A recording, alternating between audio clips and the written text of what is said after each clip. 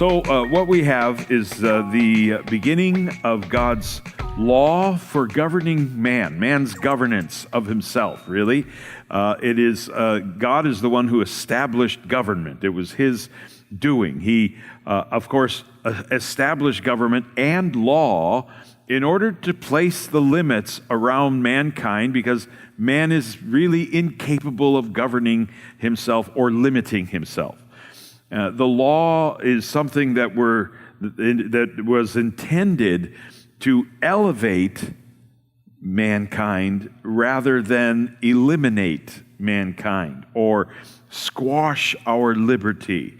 It was intended to preserve us and to keep us safe. And so when we read some of these things, as I said, you're going to think it kind of odd. We begin in chapter 21. Now these are the judgments which you shall set before them, and them meaning the children of Israel, God's people. This is something that was delivered to them. It was not necessarily going to be a law for all mankind.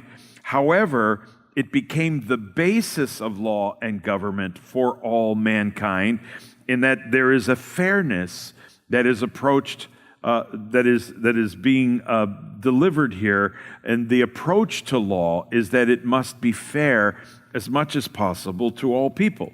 And so that's where we see this actually going. A fairness is going to be presented, and it begins with the law regarding servants, in particular Hebrew servants. The people of the Jews were able to sort of give into or give themselves over to a servanthood, if you will. Now you'll notice, if you buy a Hebrew servant, he shall serve 6 years, and in the 7th he shall go out free and pay nothing.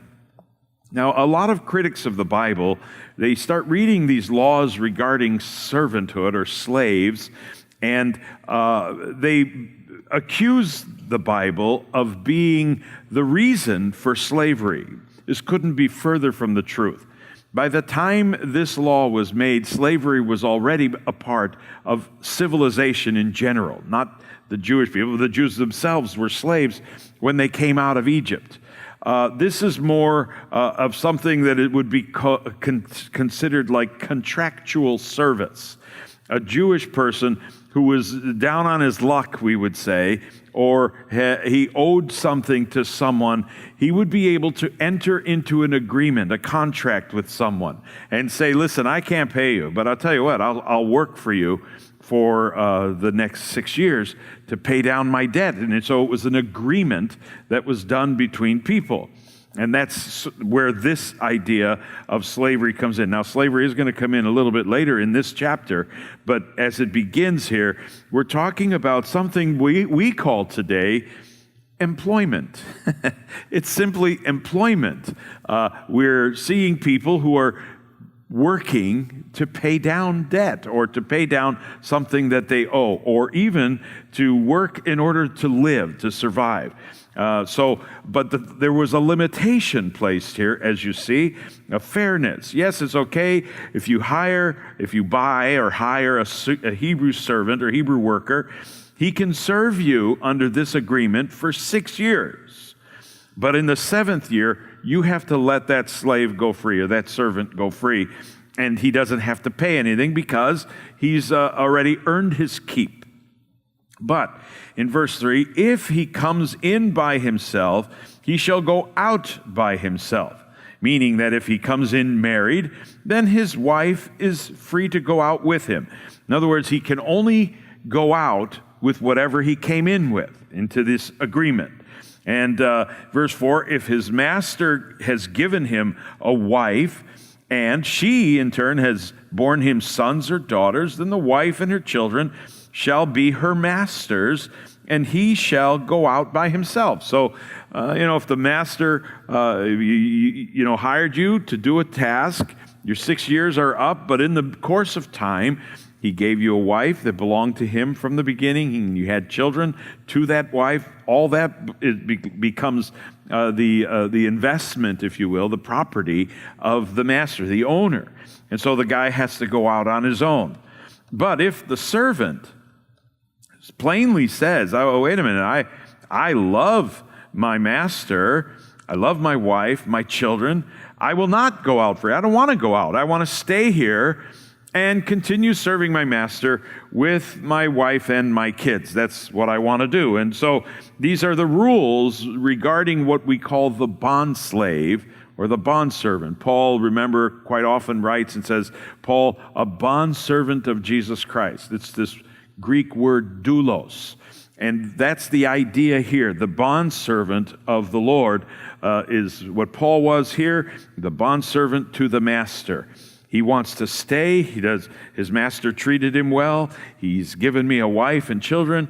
He's been good to me. I don't want to leave. I want to stay here. I'm comfortable. Well, if that is the case, then in verse 6, then his master shall bring him to the judges, and he shall also bring him to the door or to the doorpost, typically of his own house, the master's house. And his master then shall pierce his ear with an awl. And the idea is that an earring would be placed in his ear, which indicates that he had a master, he belongs to someone. And it was not something done in secret. It was to be a public ceremony so that the slave can't come in and say, hey, this guy ripped me off. I worked 8 years and he still has me. He won't set me free. No, you're wearing the earring, which means you gave yourself over to the master, and now you will be marked for life. You're marked for life as that person's slave or that person's belonging, if you will. Now, as I said, slavery is something that was already part of the culture. But slaves had no rights. Slaves were always treated poorly, is what I want to say. And so what God is doing now is actually taking this condition of slavery and elevating it. As I said, it's to elevate, not to eliminate one's liberties or one's rights or one's freedoms. So God is always thinking about those who are underprivileged, the ones who are down. And this is one way that he's protecting people who need this kind of assistance and this kind of help. And so he's protecting them. But if you want to be protected, you have the choice to give your liberty away, which is what we do as Christians. In a sense, Christ purchased us on the cross. We take our liberty and give it to him as if to say, you have done so much for me. You're good. You're kind. I love you. I don't want to leave you. I don't want to serve anyone else. And so he pierces our ear. Some might compare that to baptism. That's what baptism is about, which is one of the reasons why we often deal with people who've been baptized as infants. And we have our baptisms that we have during the year. And someone will say, well, I was baptized as an infant. Do I need to be baptized again? Well, the reason for baptism is to be a public demonstration of your commitment to Christ, your willingness to become his doulos, his bondservant. And when you were a child, someone else made that decision for you. Now that you become an adult, you get the opportunity to make that decision for yourself. So, yes, it would be good for you to be baptized again. Not that it undoes the early baptism. That was the roots of your Christianity, the beginning of it, if you will. But then you found faith on your own. Now it's your decision to give your life to Christ. So here is the idea of baptism. And continuing with the idea of slavery or servitude, if you will, if a man sells his daughter to be a female slave, she shall not go out as the male slaves do.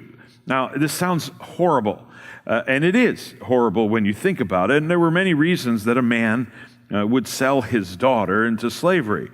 One would be to help pay the bills or to help raise money. And it wasn't so much that it was selling into slavery, but you would give your child over to work for wheat or to work for other things. It's funny because my parents had recently been writing a document about their childhood, and they mentioned how that My grandfather and my father, as children, young boys, were hired out to other farmers so that they would bring home wheat and different things. So this became a common practice.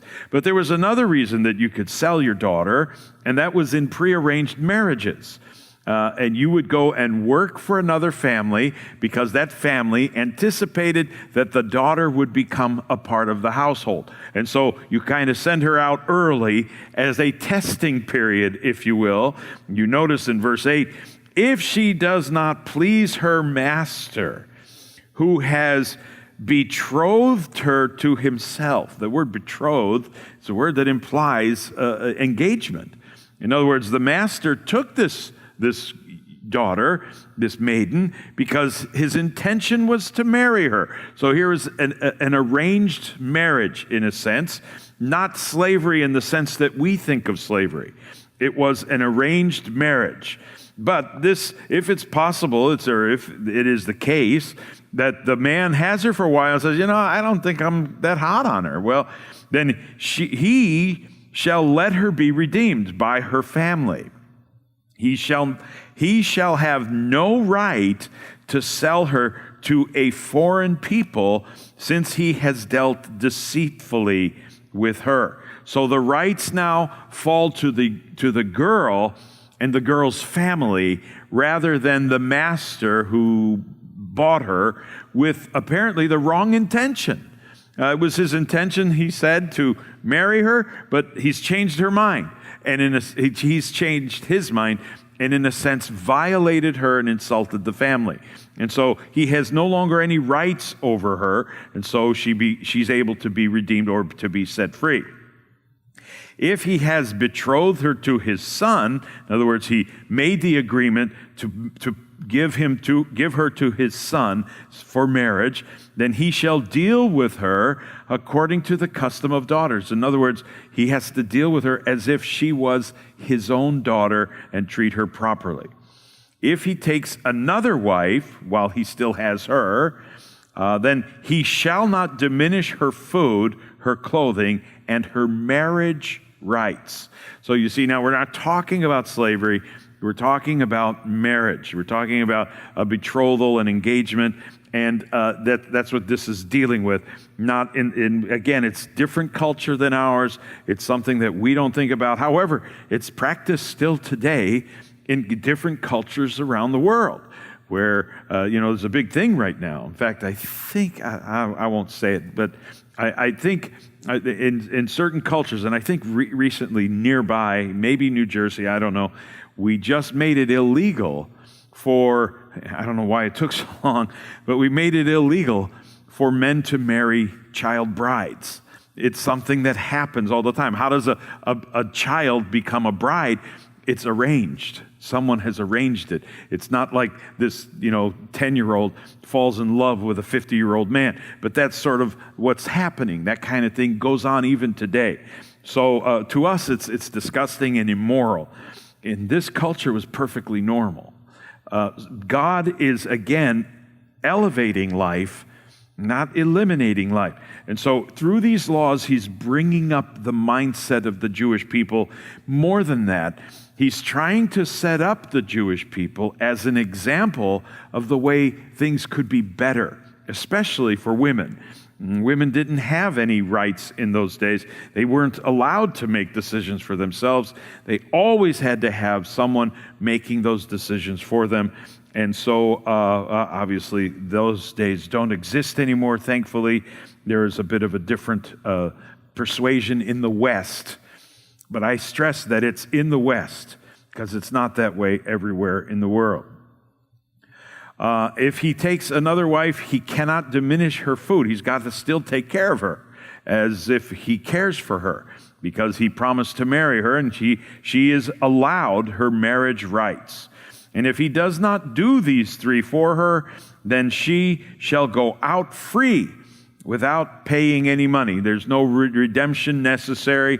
Whatever he's paid for her or given into her as an investment, he loses that. She gets to go out free. Again, the rights belong to her. He who strikes a man so that he dies shall surely be put to death. This is no doubt an extension of what God said in Genesis chapter 9, around verse 6. Whoever sheds man's blood, by man his blood shall be shed. So this is, again, government and how man is to govern himself. And this is the law that, of course, condones the death penalty, but it has some stipulations, some strict limitations on this death penalty. He who strikes a man or hits him or kills him, he shall surely be put to death. However, verse 13, if he did not lie in wait, but God delivered him into his hand, meaning it was an opportunity of violence rather than a planned attempt to kill a person, then I will appoint for you a place where he may flee. Of course, things happen, accidents happen. An argument starts off and you start to wrestle and you fight and the man falls over, hits his head on a stone, boom, he's dead. I didn't mean to kill him. God is going to appoint, he says, a place where he may flee. Now later on in the book of Numbers, we'll cover that. Those places are called cities of refuge. A man would be able to run to a city of refuge. There would be an altar set up. The man runs to the altar and he holds on to the horns on the altar until judgment may be made. He's allowed to be safe in the city of refuge until his court trial comes up, so to speak. And that's what this is all about. God said, basically, things happen, but we have to let a judge resolve that. So, in verse 14, but if a man acts with premeditation against his neighbor to kill him by treachery, then you shall take him from my altar that he may die. Even if he's in the city of refuge, if he planned this murder, this becomes murder. Then it becomes part of the law. Thou shalt not murder. You shall not kill, but the word really means murder, premeditated murder. This is what it's talking about here. In other words, there's no mercy for someone like that. You can hang on to the altar all he wants, but you have to go get him and take him out and give him the penalty of death. So that's God's law against the murderer. Verse 15, and he who strikes his father or his mother shall surely be put to death. He who strikes, and the idea here, he who strikes your mother, father, and kills them, or with the intent to kill them, that's a person who lacks respect for his parents and for authority and does not deserve to continue living on this earth. And so with this law, God intends that that person should also be put to death. Verse 16, he who kidnaps a man or a person and sells that person, or if he is found in his hand, shall surely be put to death. Now this is slavery. This is what God is talking about. I don't like it, God says, when you take someone against their will. I don't like it when you take someone against their will and then sell them against their will to someone else who's going to force them to live against their will. And God is against this. He's opposed to it, so much so that if you become a kidnapper and you start selling the slave trade, we call it today, it's the slave trade or human trafficking. If you're involved in that, God says in his law, you should be killed for that. That's not something, and I think probably every one of us would go, oh yeah, that's right. You take one of my kids, you won't have to worry about the courts. That's the point. We'll take care of it ourselves. And there will be no mercy. That's how we feel.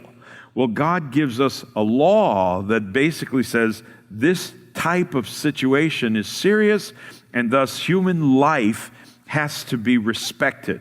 So if you take a human life, obviously you don't respect human life, therefore you lose the privilege of life because you do not respect life. God is pro-life, and I mean that not in the abortion sense, though we're going to see that in a moment. He is most certainly pro-life when it comes to the abortion sense. But here, he's pro-life in all sense. He gave life. He wants us to respect life. And a person who removes someone's life premeditated doesn't deserve to live anymore. That's the idea. If you steal someone's life as a kidnapper, you don't deserve life any longer. You've lost that privilege. You don't belong on this planet. You have to be 6 feet under it. That's basically what he's saying.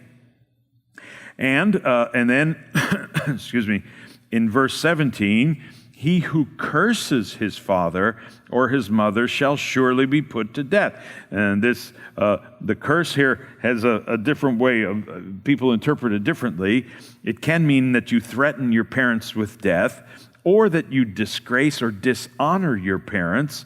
This is something that is considered atrocious to God, and so you should surely be put to death. I bet there's a lot of teenagers today who are glad we're not under law, but under grace, because this sort of disrespect is frowned upon by God. If men contend with each other, there's a fight, and one strikes the other with a stone or his fist, and he does not die, but is confined to his bed, meaning maybe he has to spend time in bed because to recover from his injuries, or maybe he's paralyzed because of the fight. And again, it's one of those things that maybe you didn't intend for this to happen, but it did happen, and God wants you to step up and be responsible for your actions. So if he rises again from the bed and walks about outside with his staff, with a cane, then he who struck him shall be acquitted, meaning no accusation of attempted murder or anything need be brought against him. However, he shall only pay for the losses of the man's time and shall provide for him to be thoroughly healed. So if he's paralyzed for the rest of his life, then you're responsible to care for him and his family so long as that man is paralyzed. Even though it was an accidental fight, didn't mean to do it, you're still responsible. You were the one who caused it to happen. And God wants us to be responsible for the things we do. Verse 20, if a man beats his male or female servant with a rod so that he dies under his hand, he shall surely be punished. This is a way that God is discouraging abuse. You don't want to abuse people. Servants may be servants for whatever reason they are servants. Nonetheless, that doesn't give you an excuse to mistreat them. We are to be respecters of life, just as God is a respecter of life. Notwithstanding, if he, the servant, remains alive for a day or two, well, then the master shall not be punished, for he is his property or his investment. And the idea here is, obviously, you were disciplining your servant rather than trying to kill your servant. So perhaps that's the way this is to be interpreted. The point is, respect life. If men fight and hurt a woman with child so that she gives birth prematurely, in that day, the meaning here would be so that she miscarries. You miscarry, or an accidental abortion is what it is, in a sense. He says, but yet no harm follows, meaning to the mother, then he, the man who caused it, shall surely be punished according to the woman's husband, as the woman's husband imposes on him, and he shall pay just as the judges determine. So there's going to be a court trial to determine what needs to be recompensed for the loss of life of the child. Because once again, God is pro-life. Anything living needs to be protected. But if any harm does follow, meaning the woman is also affected, then you shall give life for life. So, and then he says, an eye for an eye, a tooth for a tooth, a hand for a hand, a foot for a foot, burn for burn, wound for wound, stripe for stripe. Once again, it's the idea of equality or fairness. And there is a case later in the law of God where he basically says, all right, listen, you can't really go and rip someone's eye out to pay for the eye that he ripped out. So an eye is worth $20. So you have to give the guy $20 to pay for his eye, kind of a thing. So there was a way of, or maybe a couple of mules, whatever it may be. There is a way to compensate for that without necessarily becoming violent. Jesus, on the other hand, as you know, brings up this very passage in the Sermon on the Mount, Matthew 5, when he says, you've heard it said before, an eye for an eye and a tooth for a tooth. But I say to you, do not resist an evil man, or do not resist, or do not revenge evil for evil, but rather give to the one who asks of you. And be different. Jesus had to sort of ease the penalty. Yeah, you're in the right. You have the law to someone else's eye. You have the law to someone else's tooth. You have the right to it. But I'm saying, Jesus said, don't demand it. Don't do it just for the sake of revenge. Don't do it for the sake of, I'm going to get my pound of flesh. That's a wrong heart. Your heart is wrong. Yes, they wronged you. Yes, they harmed you. But I urge you to forgive. Forgive if you can. Forgive. And if not, then at least be fair. Don't demand the eye. Take the $20. That kind of a thing. Make it so that it's merciful. And that's the way the Lord saw it. If a man strikes the eye of his male or female servant and destroys it, he shall let the servant go free for the sake of his eye. And if he knocks out the tooth of his male or female servant, well, then he shall let the servant go free for the sake of his tooth. Once again, the abuse of the less fortunate, completely unacceptable to God. So think about it. In particular, in our day, we have less fortunate people that we come across all the time. We have them in our towns. We have them everywhere. We have homeless people. We have all different kinds of people. Don't add to their misery by abusing them, but rather be kind where you can and where you're able.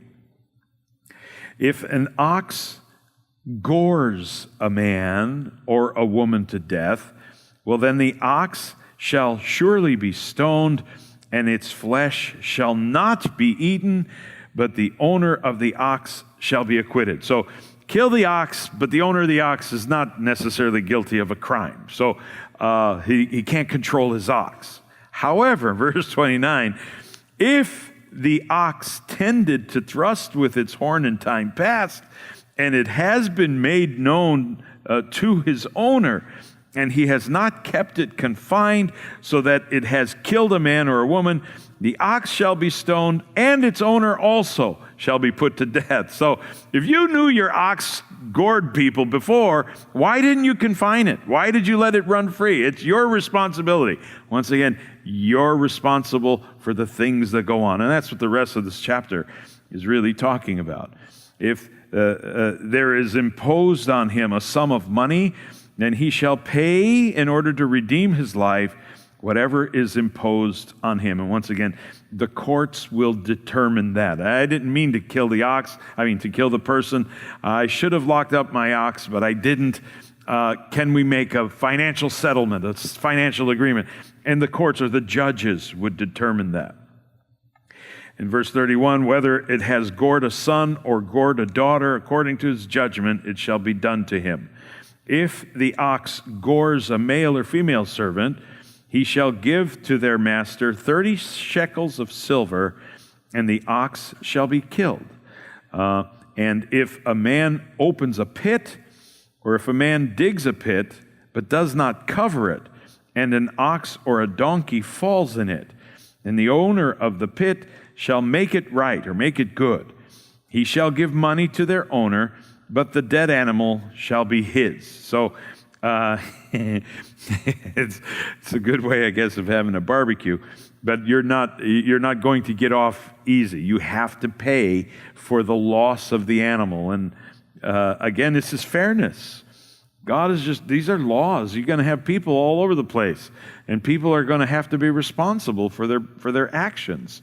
And that's something that a lot of our society today is avoiding, the responsibility for the things that we do that are wrong, and that includes carelessness. We have such laws in the books. We're held responsible by the courts for carelessness. You should have, what you must have, what you ought to have done. And all of these things are part of the law. It's just common sense and common decency. If any man's ox hurts another man's ox so that it dies, then they shall sell the live ox and divide the money from it, and the dead ox they shall also divide. Or if it was known that the ox tended to thrust in time past, and its owner has not kept it confined, and he shall surely pay ox for ox, and the dead animal shall be his own. So, and that's, again, the idea of fairness. If a man steals an ox or a sheep and slaughters it or sells it, he shall restore 5 oxen for an ox and 4 sheep for a sheep. He's caught red-handed. Hey, where are you going with that ox? That's my ox. I just saw it wandering, so I just thought it was wild, so I'm taking it home. No, you took it from my yard. You took it from my farm, and you're held responsible. So they bring him to the courts, and the judge says, yeah, that's right, you took the ox. 5 oxen, you have to pay for the one you have. He's going to see what happens if he can't pay. And then he says, 4 sheep for a sheep that is taken. It's interesting, you remember when King David got in trouble for getting Bathsheba pregnant and killing her husband. Nathan the prophet came and told the story about this, as he called out David for his sin, and he said that there was a wealthy man who had all of these sheep, and a friend of his came over, and he went to his neighbor's house and took his neighbor's only sheep and slaughtered it and fed his friend who'd come for a visit.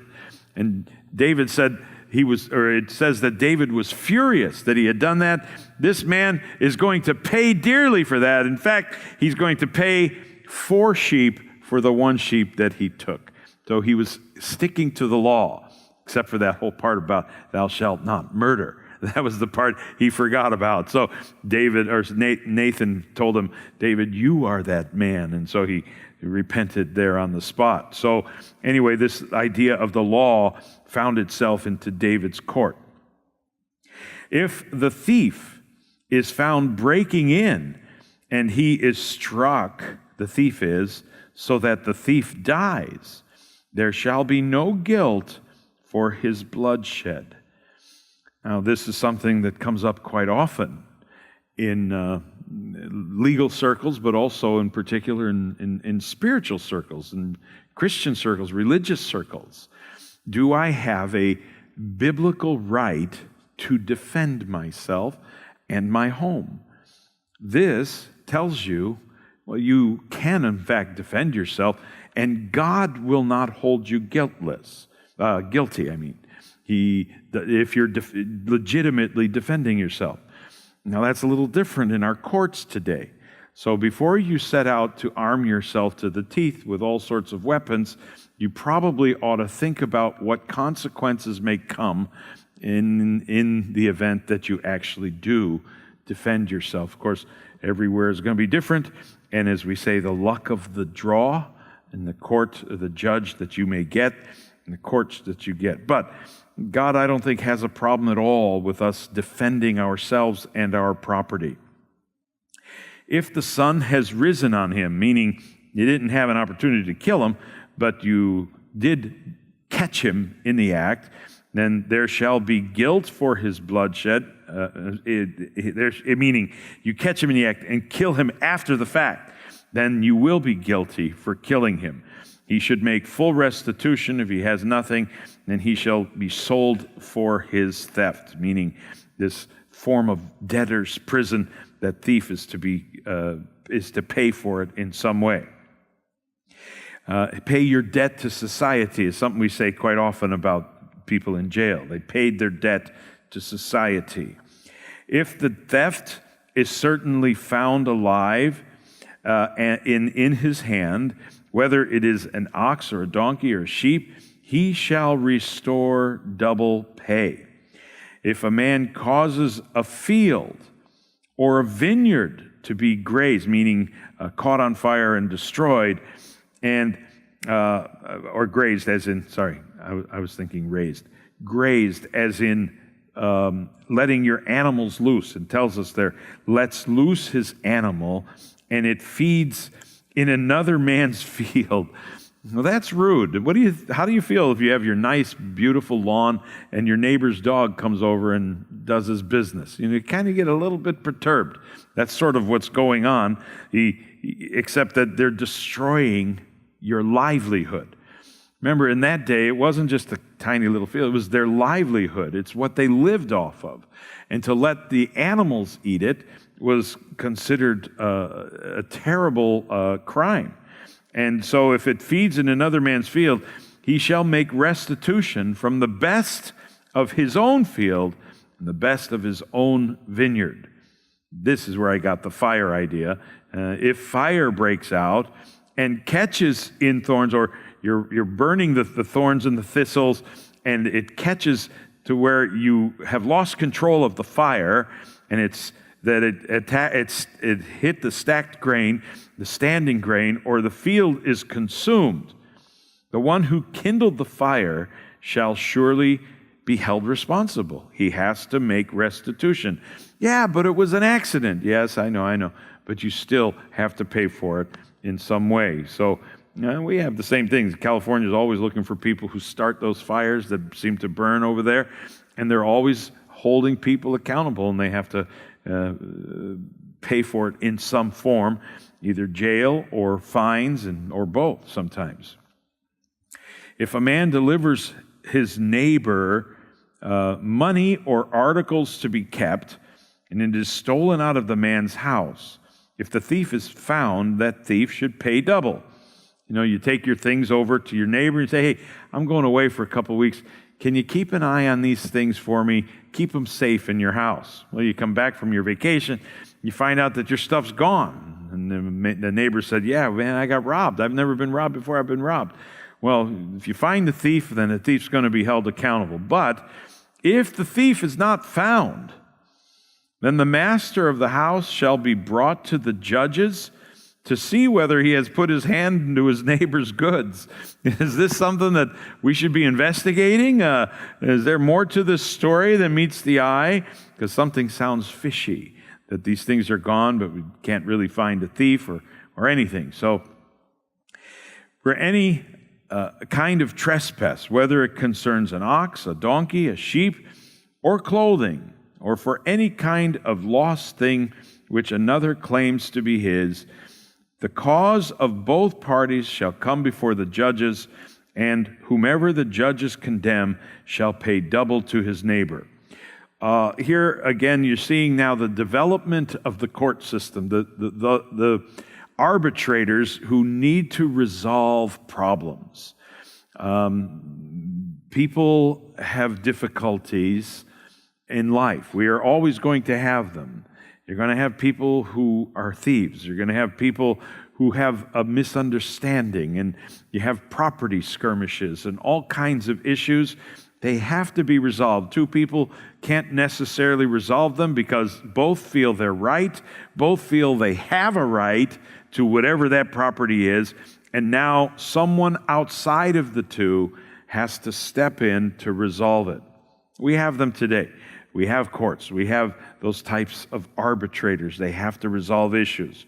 This is not new, obviously. It's as old as the government itself. So as far back as the early chapters of the Bible, God is establishing the reason for judges to bring fairness to a situation. If a man delivers to his neighbor a donkey, an ox, a sheep, or any animal to keep, watch my donkey for a while, but it happens to die or becomes hurt or is driven away, but no one sees it, then an oath of the Lord shall be between them both, that he has not put his hand to his neighbor's goods, and the owner of it shall accept that, count his losses, and he shall not make it good. In other words, the man is saying, listen, I swear to God, I did not touch your donkey. I don't know what happened to the thing. I didn't try to kill it. I didn't hurt it.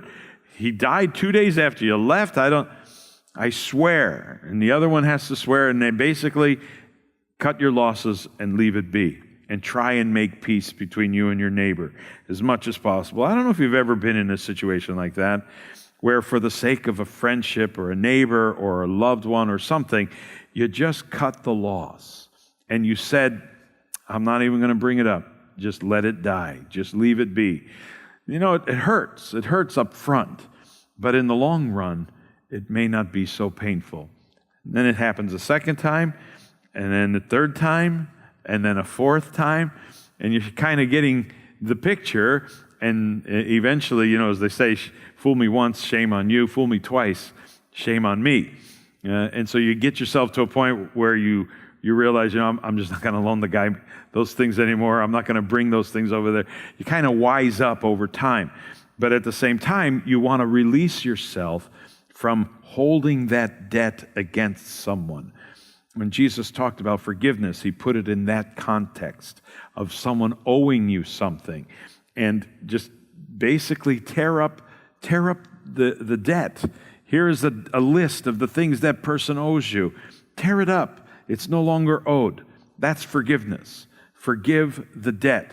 Tear it up. They no longer owe it to you anymore. But on paper, yeah, that's why you tear up the paper. You tear it up, and they no longer owe it to you. If you happen to see it someday, thank the Lord for it. But don't expect it, but rather let it go.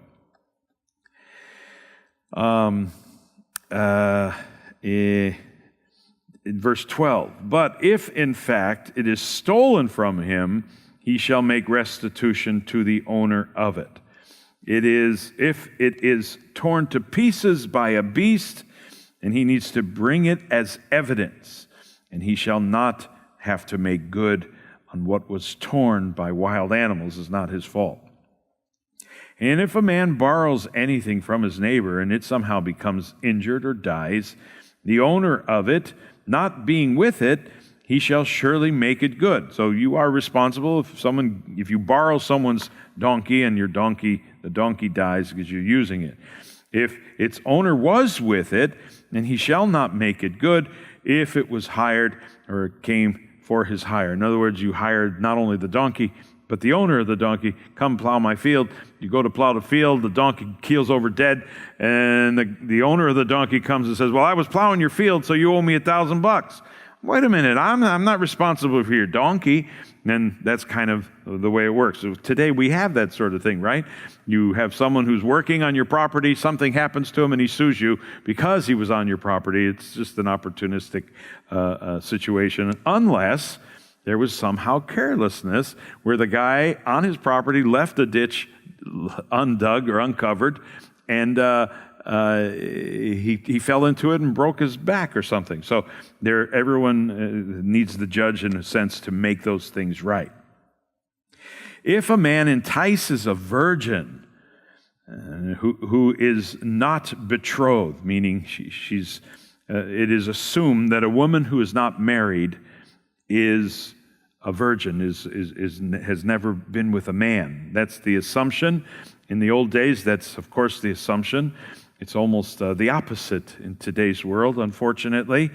But if a man woos a virgin who is not betrothed and lies with her, has sex with her, he shall surely pay the bride price for her to be his wife.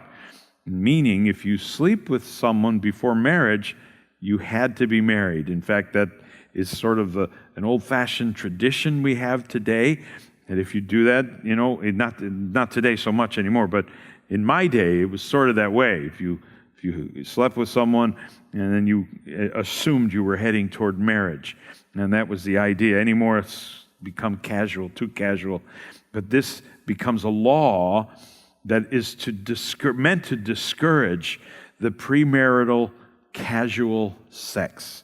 It is not something that God is happy about or pleased with.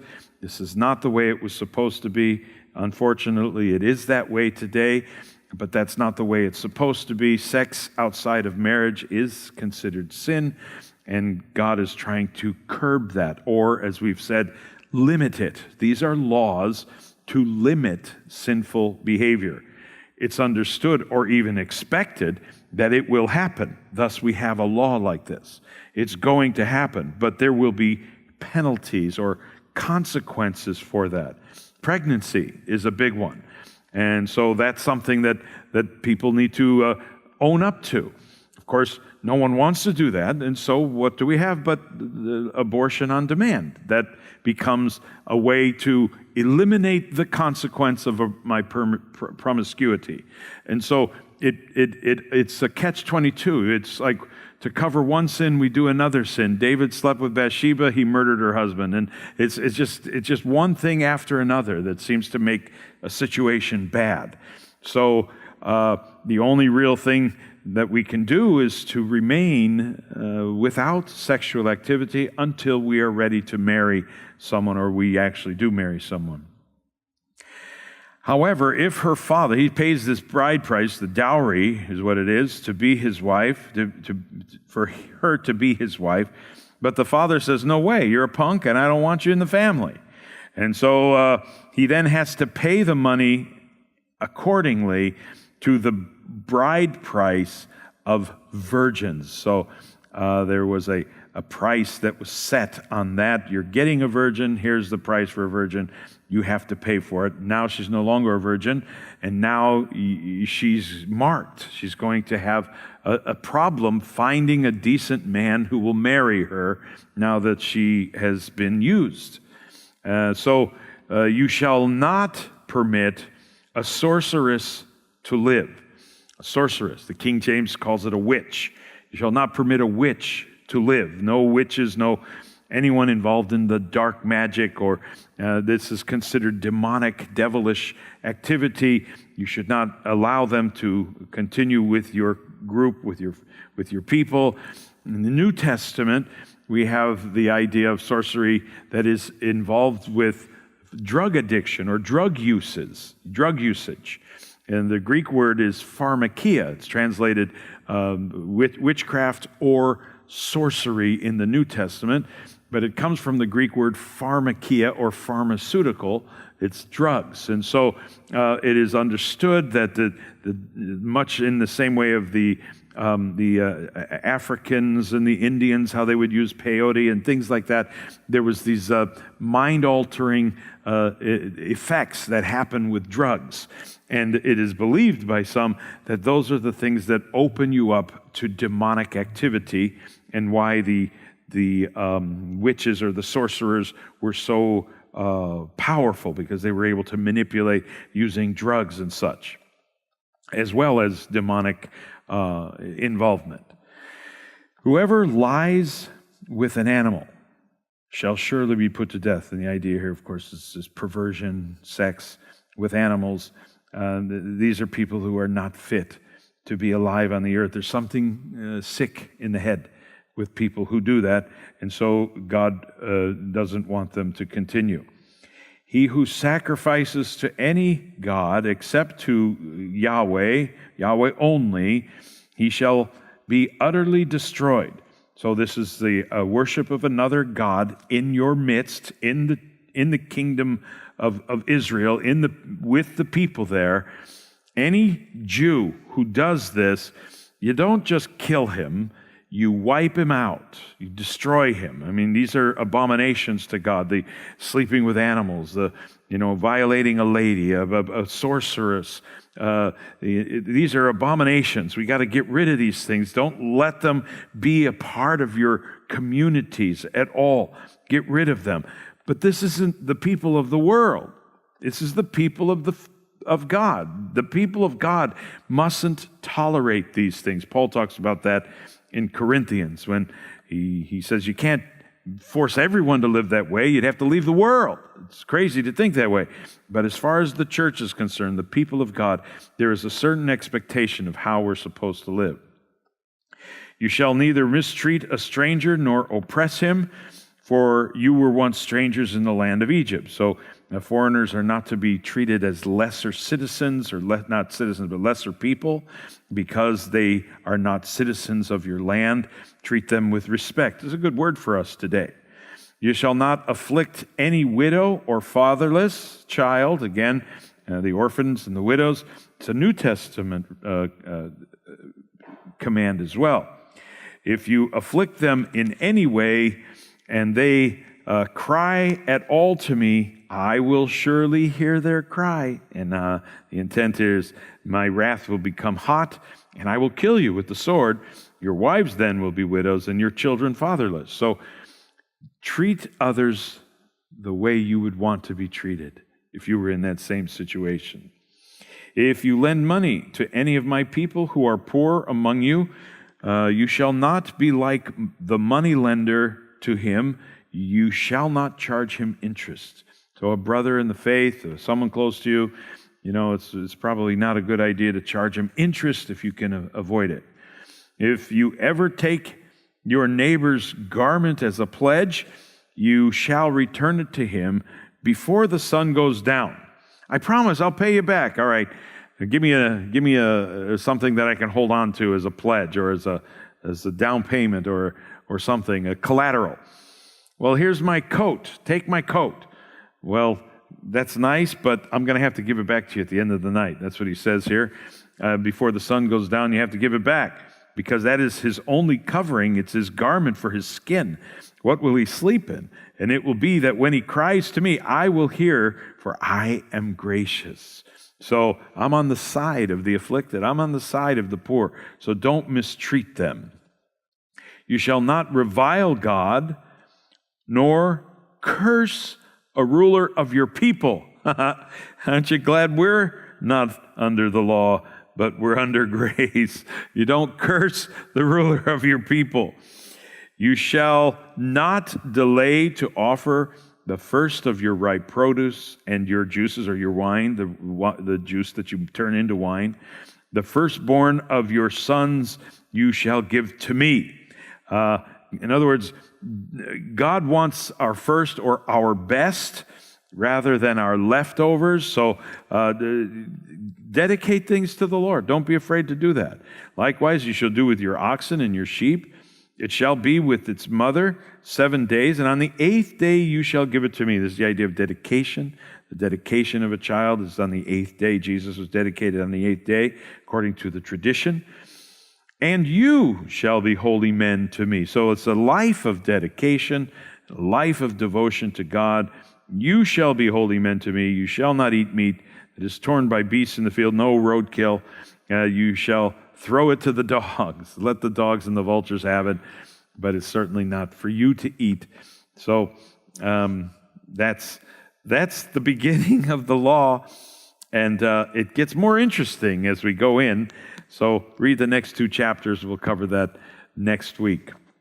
Lord, I pray that we would all understand the beauty of being law-abiding citizens, but more than that we would be people under grace, in love with God, to the point that we don't need a law to hold us on the straight and narrow, because we're following you.